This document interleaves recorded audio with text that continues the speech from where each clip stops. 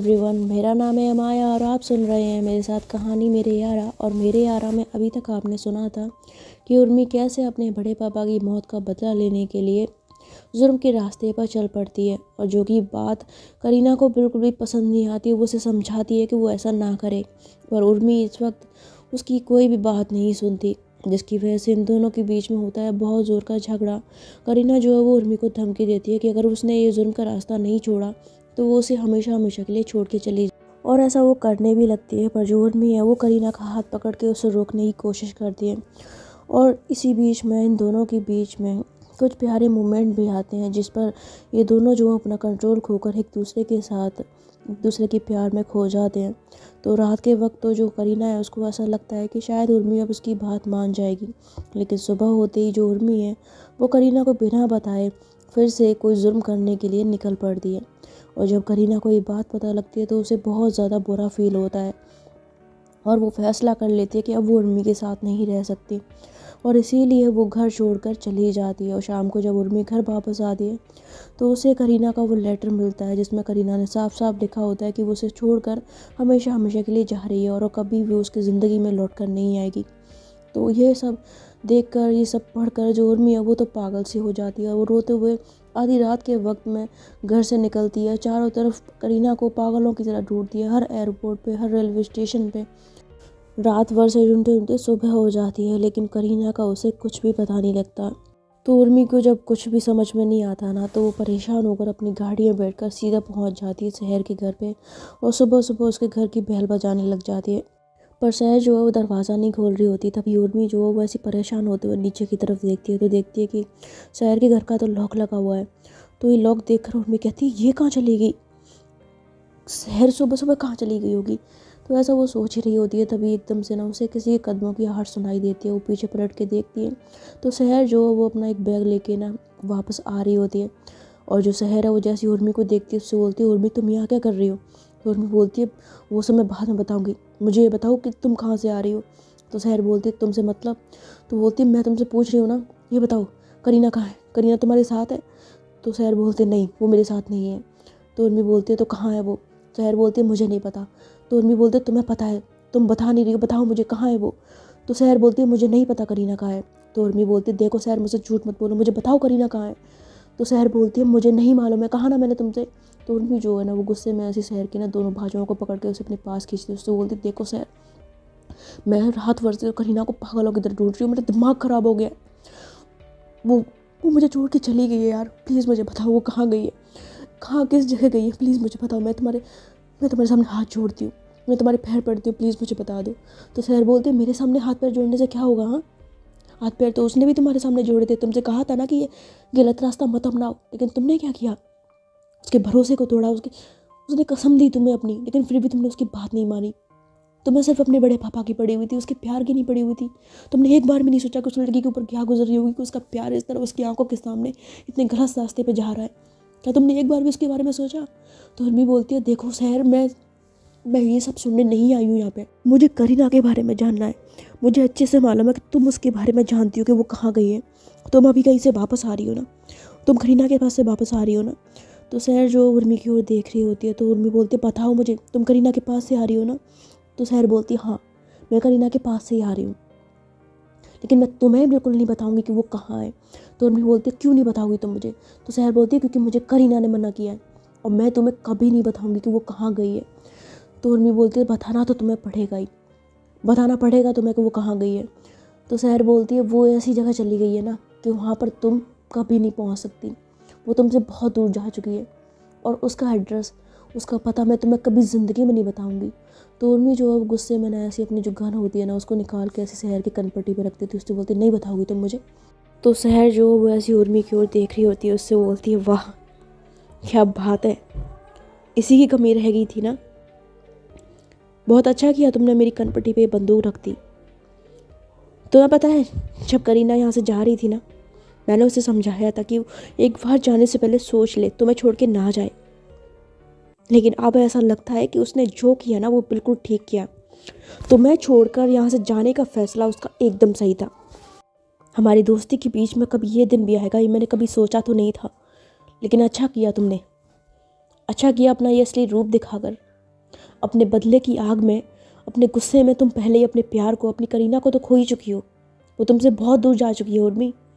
लेकिन अब तुमने अपनी दोस्तों को भी खो दिया है। आज के बाद करीना से तुम्हारा कोई रिश्ता नहीं है और साथ ही साथ मुझसे भी तुम्हारा कोई रिश्ता नहीं है। हमारी दोस्ती, हमारा प्यार आज और इसी वक्त मैं ख़त्म कर दी हूँ। और आइंदा कभी भी मेरी ज़िंदगी में दखल देने की कोशिश मत करना। तो ऐसा बोल के जो सहर है ना, वो गुस्से में ऐसे ही उर्मी की जो गन है ना, उसको ऐसे ना हाथ से हटाती है और फिर दरवाज़ा खोल के अंदर चली जाती है। और जो उर्मी है वो गुस्से से खड़ी खड़ी देख रही होती है और अपने बालों में हाथ फेरती है और उसे कुछ भी समझ नहीं आ रहा होता। तो वो गुस्से में ऐसी ना शहर के दरवाजे पर लात मारती है और फिर दरवाज़ा खटखटाते हुए कहती है, शहर मेरी बात सुनो, मुझे करीना का पता बताओ। शहर शहर मैं तुमसे कुछ पूछ रही हूँ। शहर प्लीज़ मुझे करीना का पता बता दो। शहर तुम जानती हो ना, मैं करीना से बहुत प्यार करती हूँ, मैं उसके बिना नहीं रह सकती। तो जो शहर है वो उर्मी की ना आवाज़ को सुन रही होती है। उर्मी जो बुरी तरह चीख रही होती है, पर शहर उसकी बात का कोई जवाब नहीं देती है, ना ही दरवाज़ा खोलती है। और अंदर बैठकर वो भी ज़ोर ज़ोर से रोने लग जाती है। ज़ाहिर सी बात है, उसकी आंखों के सामने उसकी दोस्तों की ज़िंदगी इस तरह से ख़राब हो गई, किसी को ही अच्छा लगेगा। और साथ ही साथ उसकी दोस्ती भी उर्मी के साथ टूट चुकी थी। तो वो भी काफ़ी ज़्यादा रो रही होती है। और जो उर्मी है वो भी फिर काफ़ी देर तक वहाँ पर सर पटकने के बाद जब उसे शहर से उसका पता नहीं चलता, तो वो भी फिर वहाँ से वापस चली जाती है। तो ऐसे कुछ घंटे बीत जाते हैं और जो सनम है वो बार बार शहर को कॉल कर रही होती है, पर जो शहर है वो काफ़ी परेशान होकर अपने घर में बैठी होती है और उसका कॉल रिसीव नहीं कर रही होती। तो सनम काफ़ी परेशान हो जाती है और फिर वो अपनी गाड़ी में बैठकर पहुंच जाती है सीधा शहर के घर पे और बेल बजाती है। तो शहर बेल की आवाज़ सुनकर बाहर आती है और दरवाज़ा खोलती है। देखती है सामने सनम खड़ी हुई है। तो सनम कहती है, शहर मैं तुम्हें कब से कॉल्स कर रही हूँ, तुम कॉल क्यों नहीं उठा रही हो। तो शहर उसकी बात सुन के एकदम से चुप हो जाती है। तो सनम बोलती, तुम कुछ बोल क्यों नहीं रही हो, मैं कुछ पूछ रही हूँ तुमसे, मैं कब से कॉल पे कॉल की जा रही हूँ, तुम मेरा फ़ोन क्यों नहीं उठा रही हो। तो शहर बोलती है, सनम वो तुम अंदर आओ, मैं तुम्हें बताती हूँ। तो शहर जो है फिर वो अंदर आ जाती है और सनम उसे एक एक बात जो सब कुछ बता देती है, जिसे सुनकर सनम काफ़ी परेशान हो जाती है। कहती, क्या ये तुम क्या कह रही हो, करीना करीना चली गई, ऐसे कैसे वो जा सकती है उर्मी को छोड़ के। तो शहर बोलती, यही सच है, करीना उर्मी को छोड़कर हमेशा हमेशा के लिए यहाँ से चली गई है और वो कभी वापस नहीं आएगी। तो सनम बोलती, तुम क्या कह रही हो, वो चली गई और तुमने उसे जाने से रोका नहीं। तो शहर बोलती, मैं कैसे रोकती, मेरे पास उसे रोकने की कोई वजह ही नहीं थी। तो बोलती, यार करीना गुस्से में है, मैं मानती हूँ उर्मी जो कर रही है वो ठीक नहीं है, लेकिन इसका मतलब ये नहीं कि करीना उसे छोड़ के चली जाए। तो शहर बोलती, तो क्या करती वो, उर्मी ने उसके पास कोई रास्ता नहीं छोड़ा था, तो क्या करती वो, जाना पड़े उसे यहाँ से। और सच बोलूँ तो उर्मी का ये रूप देखकर ना मुझे भी लग रहा है कि करीना ने जो डिसीजन लिया है ना वो बिल्कुल सही लिया है। तो सनम जो शहर की ओर देखती है उससे बोलती, तुम कैसी बातें कर रही हो, तुम शायद भूल रही हो वो दोनों एक दूसरे से बहुत प्यार करती हैं, उनकी शादी भी हुई है। तो शहर बोलती है, मुझे सब कुछ मालूम है, लेकिन शायद उर्मी सब कुछ भूल चुकी है। उसे तो अपने बड़े पापा के कातिल के आगे कुछ नज़र ही नहीं आ रहा। वो इतनी पागल हो चुकी है कि उसे अपना प्यार, अपना घर बार, अपने दोस्त यार को उसे किसी चीज़ से मतलब नहीं है। तुम्हें पता है वो यहाँ पर करीना का पता करने आई थी और जब मैं उसे करीना का पता नहीं बता रही थी तो उसने मेरे साथ क्या किया। तो सनम बोलती है, क्या किया उसने। तो बोलती, उसने बंदूक निकाल कर मेरी कनपटी पे रख दी। तो सनम बोलती है, क्या।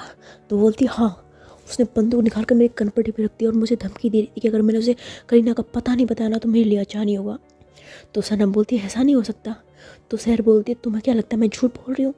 तो सनम बोलती है, नहीं यार, मतलब मेरा कहने का मतलब है कि उर्मी ऐसा नहीं कर सकती।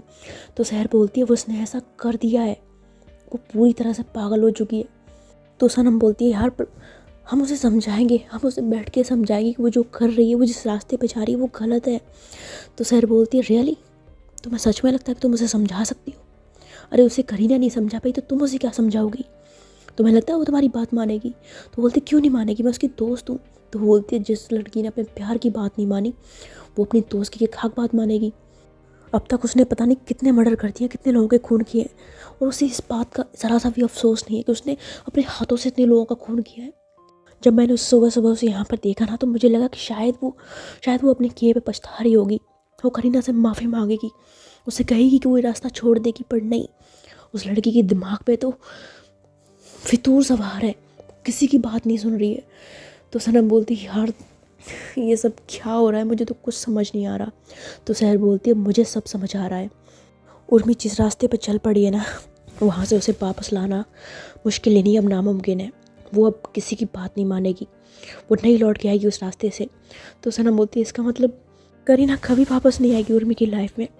तो सहर बोलती है कभी नहीं। जो कुछ भी उर्मी ने किया है ना, उसके बाद करीना ने जिस तरह से उससे अपना रिश्ता ख़त्म कर लिया ना, उसी तरह से मैंने भी उर्मी से अपने सारे रिश्ते ख़त्म कर लिए। आज के बाद ना वो मेरी दोस्त है, ना ही मैं उसकी। और मैं तुमसे भी एक बात कह देती हूँ सनम, अगर तुम मुझसे प्यार करती हो ना, तो तुम्हें उर्मी से अपना हर रिश्ता ख़त्म करना होगा। आज के बाद ना तुम उर्मी से बात करोगी, ना ही उससे मिलने की कोशिश करोगी। इनफैक्ट अगर वो तुमसे मिलने की कोशिश करेगी तो तुम मुझसे कोसों दूर रहोगी। आई बात समझ में? तो सनम जब ये सुनती उससे बोलती तुम ये क्या कह रही हो सर, उर्मी मेरी दोस्त है, बचपन की दोस्त है वो मेरी, ऐसे कैसे मैं उससे रिश्ता ख़त्म कर सकती हूँ। तो सहर बोलती है सोच लो सनम, अगर तुम मुझसे प्यार करती हो तो तुम्हें उर्मी से अपने सारे रिश्ते ख़त्म करने होंगे। और अगर तुम ऐसा नहीं करोगी ना, तो जिस तरह करीना ने उर्मी को छोड़ दिया ना, वो उसको छोड़ के हमेशा हमेशा के लिए चली गई, मैं भी वैसा ही करूँगी। तो सनम बोलती तुम मुझे छोड़ के जाओगी। तो खैर बोलती अगर तुमने उर्मी से कोई रिश्ता रखा ना, तो मुझसे कोई रिश्ता रखने की उम्मीद मत रखना। तो जो सनम है ना, वो जब शहर की बात सुनती है ना, तो वो एकदम से धर्म संकट में फंस जाती है। उसे समझ में नहीं आता कि वो क्या करे, अपने प्यार को चुने या अपने दोस्त को। और यहीं से हमारी जो कहानी है वो बढ़ती है 7 साल आगे। इस कहानी में आता है 7 साल का लीप, जिसमें सब कुछ चीज़ें जो है वो पूरी तरह से बदल जाती हैं। यानी कि कहने का मतलब ये है कि जो हमारी उर्मी है, उसने जिस रास्ते पर चलने की शुरुआत की थी, आज उस रास्ते पर चलते चलते उसे 7 साल बीत चुके हैं। और 7 सालों में वो उर्मी आज एक बहुत बड़ी नामी गिरामी गैंगस्टर बन चुकी है, जिसके नाम से हर कोई घबराता है। पुलिस रिकॉर्ड में सबसे ऊपर उर्मी का ही नाम है, लेकिन आज तक पुलिस जो है वो उसे छू तक नहीं पाई। उसे पकड़ना तो बहुत दूर की बात है। और जुर्म की दुनिया के जो बेताज बादशाह थे, उनको तो उर्मी ने पहले ही इस दुनिया से विदा कर दिया था। और जो कुछ भी रह गए थे, उनकी बारी आनी थी। उर्मी के नाम से सबकी भेंट गीली होती थी। लेकिन जो हमारी उर्मी है, वो गैंगस्टर होने के बावजूद भी उसने कभी किसी बेगुनाह की जान नहीं ली और ना ही उसे परेशान किया। उसने अगर खून किया तो सिर्फ उन लोगों का जो गलत थे, या फिर कहीं ना कहीं उसके बड़े पापा के खून में शामिल थे। हालांकि डेविल का पता उसे आज तक नहीं लगा इन 7 सालों में, लेकिन फिर भी उर्मी ने काफ़ी लोगों का जो उसके पापा के खून में शामिल थे, उन सबका सफाया तो ढूंढ ढूंढ के कर दिया था। बस बारी थी डेविल की। इन 7 सालों में उर्मी भी काफ़ी हद तक बदल चुकी थी। करीना के जाने के बाद जैसे उर्मी बिल्कुल मुस्कुराना ही भूल गई थी। ऐसा नहीं था कि उसने करीना को ढूंढने की कोशिश नहीं की, बल्कि आज भी वो करीना को ढूंढ रही है। लेकिन करीना का उसे कभी कुछ पता नहीं लगा। शहर से वो बार बार पूछती रही, लेकिन शहर ने उसे कभी कुछ नहीं बताया। और जो हमारी उर्मी है, उसके बाद फिर उसका पूरा फोकस था डेविल को ढूंढने में। इस सब के चक्कर में उर्मी के काफ़ी दुश्मन बन चुके थे। हर पल उसका हर एक दुश्मन उसे मारने की फिराक में रहता था। लेकिन उर्मी इतनी ज़्यादा चालाक थी कि कोई भी उसका दुश्मन आज तक उसका बाल बाका नहीं कर पाया। खैर यहाँ पे सीन जो है वो दिखाया जाता है उर्मी का। उर्मी जो एक जगह बैठकर अपनी गन को साफ़ कर रही होती है, तभी वहाँ पर जो राघव है वो आता है। तो उसके जो उर्मी के रूम के बाहर जो आदमी खड़े होते हैं वो साइड हो जाते हैं। राघव अंदर जाता है और उर्मी की जो पीठ होती है उसको देख कर कहता है, उर्मी मुझे तुम्हें कुछ बताना है। तो उर्मी बोलती है बोलिए क्या हुआ। तो राघव कहता है मैक्स ने बहुत सारी नाबालिग लड़कियों को अपने कब्जे में रखा हुआ है और वो उनको विदेश भेजने वाला है। तो उर्मी जब ये बात सुनती है ना, तो वो एकदम से ना राघव की ओर मुड़ के देखती है। तो राघव बोलता है ये खबर बिल्कुल सच है कि चंगुल में कई सारी मासूम लड़कियां हैं जिनकी ज़िंदगी खतरे में। वो बहुत जल्द उन्हें विदेश भेजने वाला है और इसके साथ साथ वो अरबों के हीरो की भी स्मगलिंग करने वाला है। तो उर्मी बोलती है वो इस काम को कब अंजाम देने वाला है। तो राघव बोलता है कल वो उन लड़कियों को भी विदेश भेजेगा और साथ ही साथ उन हीरो का भी काम कर लेगा। हमें उससे वो हीरे हासिल करने होंगे। तो उर्मी बोलती है हीरो की आप परवाह मत करिए, हीरे हमें मिल जाएंगे, लेकिन हीरो से भी ज़्यादा ज़रूरी है उन लड़कियों की ज़िंदगी, उनकी आबरू। मैं अपने रहते किसी मासूम लड़की को उस मैक्स के हत्या नहीं चढ़ने दूँगी। आप सारी तैयारी करिए और उस मैक्स को सबक तो मैं सिखाऊंगी। तो ऐसा कह के जो उर्मी है ना फिर वहाँ से चली जाती है। और जो राघव है फिर उसके बाद वो अपने आदमियों को रेडी करता है और नेक्स्ट डे जो उर्मी है वो अपने आदमियों के साथ हमला कर देती है मैक्स के होटल पे, जहाँ पे वो लड़कियों का सौदा करने वाला होता है। उसके आदमी जो होते हैं वो मैक्स के सारे आदमियों को गोलियों से भून देते हैं, एक एक आदमी को ख़त्म कर देते हैं। और जो गोलियों की आवाज़ जब मैक्स के कानों तक जाती है तो वो घबरा जाता है, वो चारों तरफ देखने लग जाता है। पर उसे कुछ समझ नहीं आता। और तभी एकदम से उर्मी जो उसके सामने आ जाती है। उर्मी के हाथ में बंदूक होती है, जिसे देखकर मैक्स जो वो एकदम से अपनी जेब से बंदूक निकालता है। उससे बोलता है, उर्मी तू यहाँ?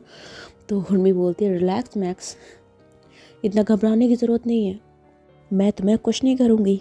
तो मैक्स बोलता है, तू मुझे क्या करेगी? आज मैं तेरा ही किस्सा ख़त्म कर दूँगा।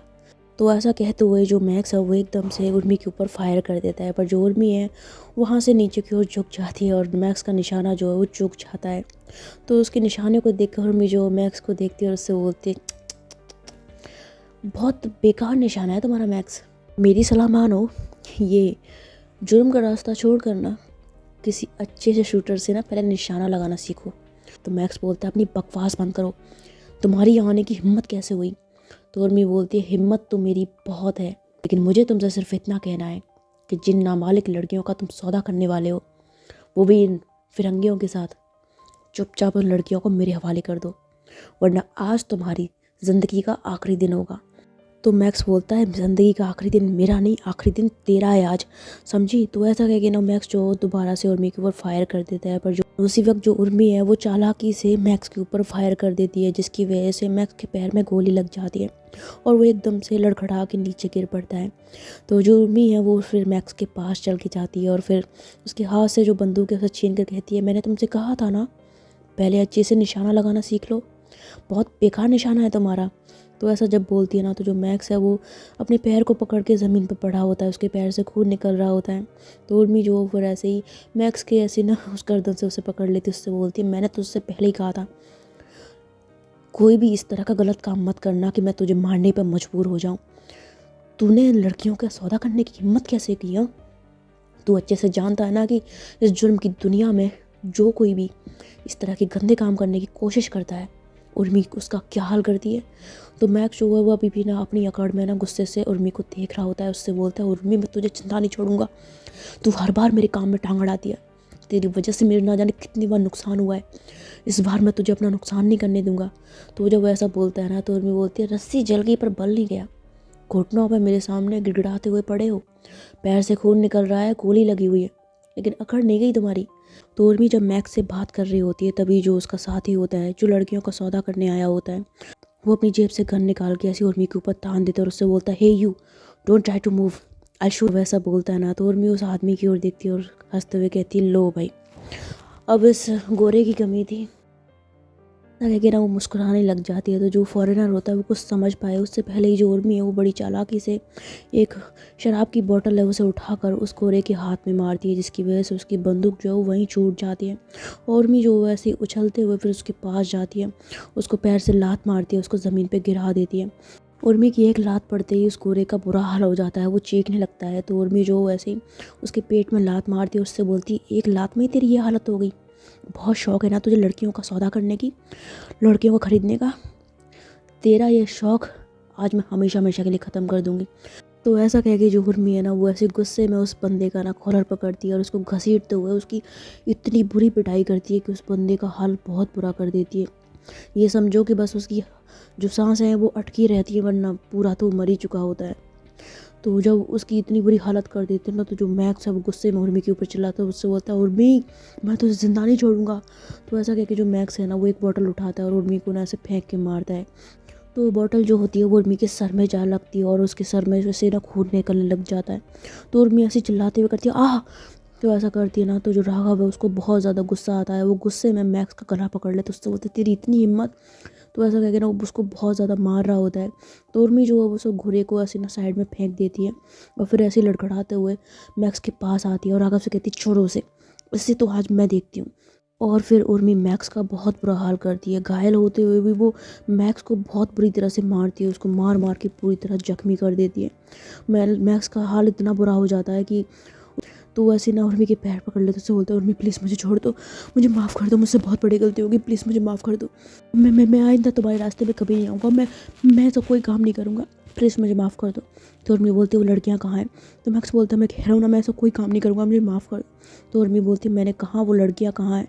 तो मैक्स बोलता है, वो लड़कियाँ वो उस दरवाजे के पीछे हैं। तो ऐसा क्या कि मैक्स जो वो एक रूम की तरफ इशारा करता है, तो उर्मी उस रूम की तरफ देखती है और फिर राघव को इशारा करती है।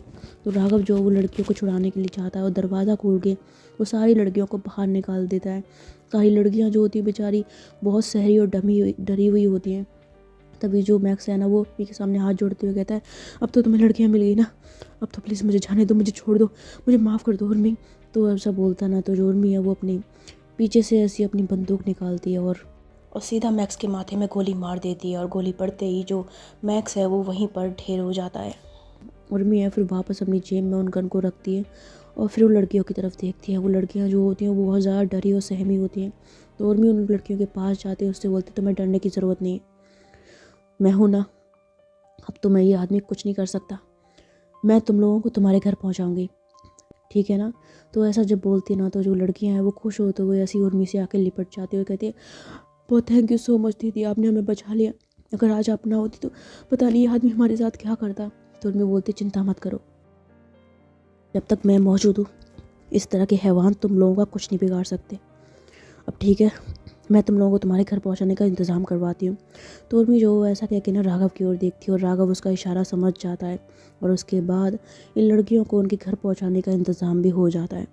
खैर जो उर्मी है उसके सर में काफ़ी चोट लगी होती है। तो राघव उससे बोलता है, उर्मी तुम्हारे सर में काफ़ी चोट लगी है, तुम्हें पहले अपना इलाज कराना चाहिए। तो उर्मी बोलती तुम चिंता मत करो, पहले इन लड़कियों को इनके घर पहुँचाओ। तो राघव बोलता है लड़कियों को घर पहुँचा दूंगा मैं, लेकिन तुम्हारे सर में बहुत चोट लगी है, तुम अपना इलाज कराना होगा तुम्हें, चलो मैं तुम्हें तो डॉक्टर के पास ले सकता हूँ।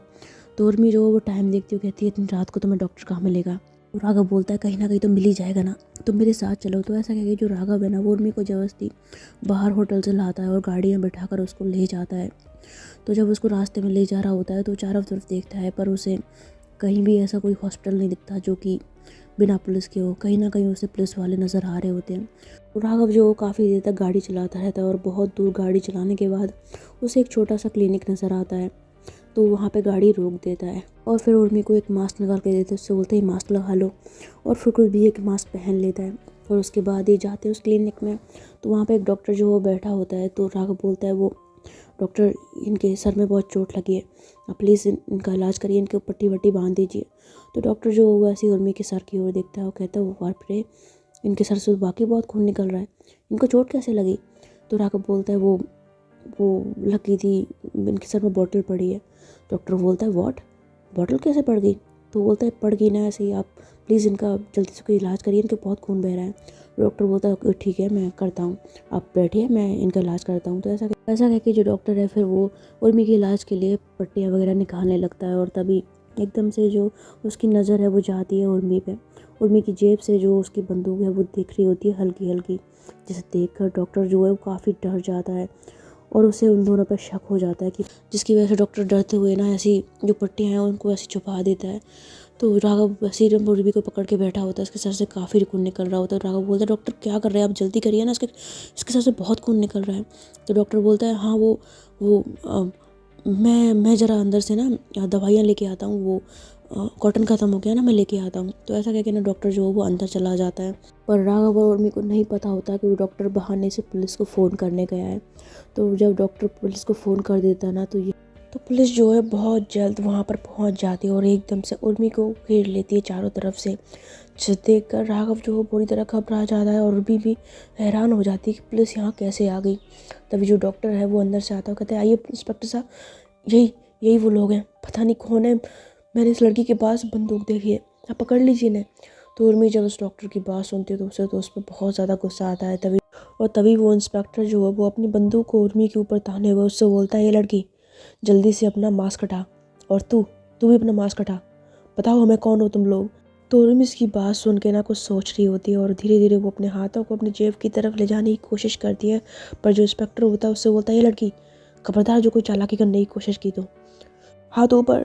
तो जब वो ऐसा बोलता है ना तो जो उर्मी है उसे कुछ समझ नहीं आ रहा होता कि वो पुलिस के शिकंजे से कैसे निकले।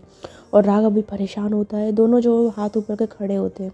और तभी जो उर्मी है वो कुछ तिकड़म लगाते और एकदम से बेहोश होने का नाटक करती है, जिसे देखकर वो इंस्पेक्टर और डॉक्टर भी हैरान हो जाते हैं। तो इंस्पेक्टर कहते हैं, हे लड़की तुझे क्या हुआ, लड़की उठ। पर जो उर्मी होती है वो बेहोश होकर पीछे की ओर पड़ी होती है। राघव भी कुछ समझ नहीं पाता। तो वो इंस्पेक्टर जो है वो धीरे से उर्मी को देखता है। उसे पहले तो उर्मी पर थोड़ा शक हो रहा होता है, तो वो धीरे धीरे अपनी बंदूक को ताने हुए उसके पास जाता है। उससे बोलता है, ये लड़की, ये लड़की। तो ऐसा ना उसको उर्मी को हिलाता है, पर उर्मी जो होती है वो पूरी तरह बेहोश होने का ड्रामा कर रही होती है। तभी जो इंस्पेक्टर है, जैसे ही वो उर्मी के मास्क को हाथ लगाने वाला होता है, उर्मी जो वो ऐसी इंस्पेक्टर के हाथ से वो बंदूक छीन लेती है और उसके पेट में लात मार के उसका गला पकड़ के उस बंदूक को उसकी कनपट्टी पर रख देती है और कहती है, खबरदार जो किसी ने मेरे पास आने की कोशिश की तो तुम्हारे से इंस्पेक्टर की खोपड़ी उड़ाने में मुझे ज़्यादा देर नहीं लगेगी। तो जब वो ऐसा बोलती है तो उसके जो साथी होते हैं वो घबरा जाते हैं। तो इंस्पेक्टर बोलता है, देखो कोई भी आगे मत बढ़ना। तो जो उसके साथी होते हैं सारे रुक जाते हैं और जो उर्मी है उस इंस्पेक्टर को पकड़ के उसे वहाँ से उसके सहारे बाहर निकल जाती है। और थोड़ी देर बाद जो राघव होता है वो भी उन पुलिस वालों को चकमा देकर उनकी शिकंजे से भाग जाता है। तो ये दोनों जो होते हैं वो ऐसे ही पुलिस से बचते भाग रहे होते हैं। उर्मी ने अभी भी उस इंस्पेक्टर की कनपट्टी पे बंदूक रखी होती है। तो इंस्पेक्टर बोलता है, देखो तुम जो कोई भी मुझे छोड़ दो, मैं कह रहा हूँ तुमसे, मुझे छोड़ दो। तो उर्मी बोलते, तुझे तो मैं छोड़ दूंगी लेकिन यहाँ से अच्छे से निकलने के बाद। तो ऐसा कह के उर्मी जो उसको ऐसे ना पकड़ के ले जा रही होती है और फिर एक जगह पे जाके उसे एक गड्ढा जैसा नज़र आता है, तो उसमें उस पुलिस वाले को धक्का देती है और उसकी रिवॉल्वर लेकर वहाँ से भाग जाती है। तभी उस इंस्पेक्टर के जो साथी होते हैं वो वहाँ पर भागते भागते आते हैं और इंस्पेक्टर को गड्ढे से निकालते हैं। तो इंस्पेक्टर बोलते हैं, जल्दी से उस लड़की को ढूंढो, उसे तो मैं छोड़ूंगा नहीं। तो ऐसा कह के ना वो अपने साथियों को भी उसके पीछे लगा देता है। तो जो उर्मी होती है उस सड़क पे भाग रही होती है, हाथ में उसके बंदूक होती है, पुलिस उसके पीछे पड़ी होती है अपनी जान बचाने के लिए। उर्मी को कुछ समझ नहीं आ रहा होता कि कहाँ जाए, रात का वक्त होता है, अंधेरा भी होता है। तो भागते भागते भागते भागते वो एक ना घर के पास पहुँच जाती है। तो उस घर की ना उसे खिड़की खुली नज़र आती है। तो उर्मी उस खिड़की को देखती है और जान बचाने के लिए उस खिड़की के अंदर घुस जाती है, यानी कि उस घर के अंदर। तो जैसे उस घर के अंदर घुसती है ना, तो खिड़की से कूदते वक्त अचानक से जो उर्मी है उसका बैलेंस ख़राब होता है, वो नीचे गिर जाती है और उसके कमर में चोट भी लगती है। तो कहती है, आह। तो ऐसे ना करती ना, तभी ऐसे अंदर से कोई आता है, वो कहता है, कौन है। तो जैसे ऐसा बोलता है ना, तो एक लड़की की आवाज़ होती है और इस आवाज़ को जब उर्मी सुनती है तो उसे ये आवाज़ थोड़ी जानी पहचानी लगती है। लेकिन तभी उर्मी को ना उसके कदमों की आहट सुनाई देती है, जिससे उसे समझ आ जाता है कि वो लड़की जो वो इधर ही आ रही है। तो उर्मी जल्दी से ना एक कोने में छुप जाती है। वो लड़की जब वहाँ पर खिड़की के पास आती है तो उसे कुछ नज़र नहीं आता। तो कहती, कौन था यहाँ पे, अभी ऐसी लगा कोई आया था, शायद कोई बिल्ली हो गई। तो ऐसा कहते हुए जो लड़की है वो उस खिड़की को बंद कर देती है और वापस लौट जाती है। पर जो उर्मी है उसका चेहरा नहीं देख पाती, क्योंकि वो अपने आप को छुपाने के लिए कोने में घुसी होती है। तो इस वजह से तभी अंदर से ना एक और आवाज़ आती है, कहती, क्या हुआ सनम। तो सनम नाम सुनते ही जो उर्मी है वो एकदम से चौंक जाती है कि सनम। और ऐसा कहते हुए ना वो थोड़ा सा झांक कर बाहर की ओर देखती है और देखती है कि सामने से एक लड़की चलती आ रही है। और ये लड़की कोई और नहीं बल्कि ये है उसकी दोस्त सहर, जिसे देखकर उर्मी जो है काफ़ी हैरान हो जाती है, क्योंकि पिछले 7 सालों में वो सहर और सनम से नहीं मिली थी। तो सहर बोलती है, क्या हुआ सनम, तुम वहाँ पे क्यों गई थी। तो सनम बोलती है, कुछ नहीं, मुझे ऐसा लगा जैसे खिड़की के पास कुछ था, कुछ गिरा था, लेकिन मैं वहाँ पे गई तो मुझे कुछ नहीं मिला, शायद कोई बिल्ली होगी। तो सहर बोलती है, बिल्ली और हमारे घर में। तो बोलती है, हाँ हो सकता है। तो जब ऐसा बोलती है ना, तो उर्मी जब सनम की शक्ल देखती है ना, तो उसे देखती रह जाती है। इतने सालों बाद अपने दोनों दोस्तों को देखकर उर्मी जो काफ़ी ज़्यादा एकदम से इमोशनल सी हो जाती है। कहती, सनम, सहर। तो ऐसा ना बोल रही होती है और खुशी के मारे एकदम से बाहर निकलने वाली होती है, लेकिन तभी एकदम से उसके कदम जो है वो रुक जाते हैं। और 7 साल पहले कही गई सहर की बात उसे याद आती है, जब सहर ने उससे कहा था कि आइंदा मेरा तुमसे कोई रिश्ता नहीं है, मैं तुमसे अपनी दोस्ती अपना हर रिश्ता ख़त्म करती हूँ और आइंदा मेरी ज़िंदगी में कभी भी दखल देने की कोशिश मत करना। तो सहर की ये बात याद आती, जो उर्मी है वो एकदम से रुक जाती है, क्योंकि पिछले 7 सालों में ना तो वो कभी सनम से और सहर से मिली थी, और सनम उसने तो उर्मी से बात करना बिल्कुल छोड़ दिया था, और वो भी सहर की वजह से, बिकॉज उसने उसे 2 ऑप्शन दिए थे कि या तो वो उर्मी को चुन ले या फिर सहर को, और सनम ने इन दोनों में से सहर को चुना था। तो जो उर्मी है वो ऐसे ही फिर अपने कदमों को रोककर उस कोने में काफ़ी देर तक बैठी रहती है। उसके सर से काफ़ी खून निकल रहा होता है, उसको काफ़ी तकलीफ भी हो रही होती है, और अपने दर्द को सहते हुए जो उर्मी है वो धीरे से ऐसे ही ना अपनी दोस्तों को देख रही होती है, क्योंकि कुछ भी था, भले ही वो उससे बात नहीं कर रही थी, भले ही उसने उनसे रिश्ता ख़त्म कर लिया था, लेकिन कहीं ना कहीं दिल में जो प्यार है वो तो आज भी था। तो वैसे इन दोनों को देख रही होती है। तभी जो सहर है ना वो सनम की कमर में हाथ डालती है, उसे अपने पास खींचती है, उससे बोलती है, और हमारी बेगम साहिबा, छोड़ो उस बिल्ली को, हमेशा बिल्लियों का ख्याल रखोगी तो अपनी वाइफ का ख्याल कब रखोगी, अरे मेरा भी थोड़ा सा ख्याल किया करो। तो सनम बोलती, तुम्हारा क्या ख्याल करूँ। बोलते, क्यों नहीं करोगी, अरे मुझे तुम्हारा टाइम चाहिए होता है, तुम्हारे प्यार की ज़रूरत होती है। तो सनम बोलती है प्यार करती तो हूँ तुमसे। तो बोलती हाँ प्यार करती हो लेकिन टाइम नहीं देती हो। तो आज के पार्ट में सिर्फ इतना ही। आई होप आपने ये पार्ट एंजॉय किया हो। तो मैं मिलूँगी आपसे इस स्टोरी के नेक्स्ट पार्ट में। तब तक के लिए रखिएगा अपना ख्याल।